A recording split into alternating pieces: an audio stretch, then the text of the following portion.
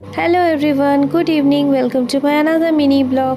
তো দেখো, আর সন্ধ্যেবেলা মহারাজ কোথায় বেরোতে পায়নি, তাই বাড়িতে এখানে বসে আছে আর জয় শ্রীরাম করছিল। তারপরে দেখো, রান্নাবান্নার ডিপার্টমেন্ট আজকে যেহেতু মায়ের, তাই চলে গেছিলাম একটু আলমারিটা গুছাতে। তো এই আলমারিতে আমাদের রেগুলার জামা প্যান্ট থাকে, তো এইগুলো দেখো একটু মানে কাজ চালানোর মতো গুছিয়ে নিয়েছি। তারপর আলমারিটাতে অনেক ডাস্ট হয়েছিল, যেহেতু দেখো কালারটা ব্ল্যাকের পরে যে ওই মানে বীজ কালারটা, ওটা তো খুব হালকা, তো ওটাতে অনেক ডাস্ট হয়ে গেছিলো। তারপরে ভাবলাম আজকে যেহেতু ফাঁকাই আছি, তাই দেখো ড্রেসিং টেবিলটাও একটু ভালো করে অর্গানাইজ করে নিয়েছিলাম। আর আজকে সন্ধ্যেবেলা মা বানিয়েছিল পকোড়া।